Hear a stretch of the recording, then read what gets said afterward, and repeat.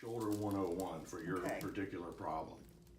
Okay, and we're going to draw this as if it's your left shoulder, and we're going to draw it from the bones coming out. Okay. So the bones that are involved, the ball part of the ball and socket joint, that's called the humerus. Okay. And then the socket part of the ball and socket joint, we call that the glenoid.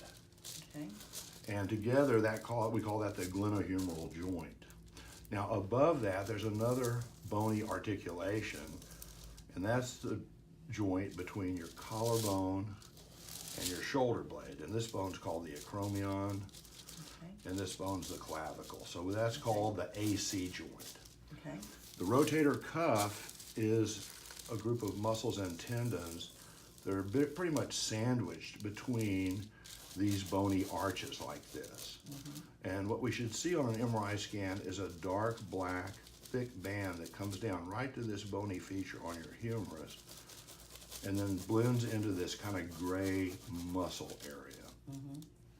Now, in your case, we're going to draw another structure. There's another tendon here in the front, and then what we can't really draw is the tendons that are in the back, and there are two of those. But the other important structure in this whole situation is called the biceps tendon. So the biceps tendon goes into the shoulder joint through a small hole in the rotator cuff. Okay. And then it attaches all the way over here to your socket. Okay. So that's what a normal shoulder looks like. Okay, now on the back of this, we'll kind of draw, we'll scoot you down a little bit, do another drawing here. And this is what your shoulder looks like. You know, here's the ball, here's the socket, here's this other joint, which is a little bit arthritic. It's not too bad, but you have some spurs that come off there. And we can tell that this bone has had some extra pressure applied to it because of the tear in your rotator cuff. But instead of your tendon coming all the way out here, your tendon stops about here. And we can see it's retracted. That's what muscles do. Muscles pull the tendon away from the bone. So this is what we would refer to as a chronic tear. Now, one of the structures that's still intact in your shoulder and may be a source of pain and may be a source of a fairly minor operation that we might be able to do to get rid of your pain is the biceps. Okay? So let's stop. So now we know that your biceps is still intact, and we know that that's a source of pain. We know that your tendon has been torn probably a lot longer than what you think it is. And this is not uncommon. Patients come in, they've had a fairly good sized tear in their tendon for a number of years. It's balanced. They don't even notice they have shoulder problems.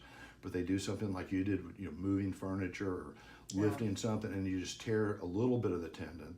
And then that kind of tips you over the edge where you start having a lot of pain. Okay. The pain from the biceps can be gotten rid of with a very minor procedure. This is the least surgery that I have to do for patients. I do it under local anesthetic, and I do it arthroscopically, and it's just a 10-minute operation. And all we do is we actually just go in and cut your biceps right there, and then we let it slide out of its position. Because what's happening in your case, and what happens in a lot of patients, is the biceps is flipping back and forth. So it'll be going back and forth like that. And that may be some of that popping and some of the pain that you have when your arm, you know, is coming down like that. That can be the biceps popping. So a lot of times we can get rid of pain by just getting rid of the biceps. And when you can get rid of pain in the shoulder, oftentimes you can gain some strength, not from these tendons, but from the muscles that are still there. If you don't have pain, then sometimes we can just strengthen those muscles rather than repair. So that's the least amount of surgery that we do for this condition. Just going in and cutting the biceps. We do that arthroscopically. The other thing we do arthroscopically is we look inside and we'll put some sort of grasping device on that tendon edge and we'll pull on it. And sometimes women will have a lot of elasticity in their tendons, and it's surprising how much of that tendon we can bring back over.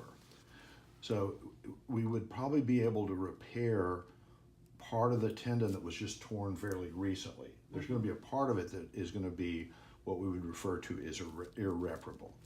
So if we can repair a portion of the tendon, or we can only repair it let's say not all the way out here where it came off, but we sometimes repair it into this area, or we repair the tendons in the back of the shoulder and kind of ignore this tendon, because that's what looks like it's been torn more recently, then that's referred to as a partial cuff repair. Okay. And so the goal of this procedure, cutting your biceps and doing a partial repair, would be to get you back to the point where you were before you had the injury, but not repairing the tendon the whole way. Okay. And then kind of as a final thing, if it looks like your muscle quality is good, and it looks like we can get all the tendons back to at least there, then sometimes what we do is we add a graft to that. And we currently use, it's referred to as an allograft dermal matrix. It's basically cadaver skin, one layer of the skin that's just underneath where the surface is. There's a very rich source of collagen, which is what we need to repair your tendon. And this does two things. One, it brings in collagen, and then it also allows the sutures that we put in there, it serves to keep those from pulling out. Okay.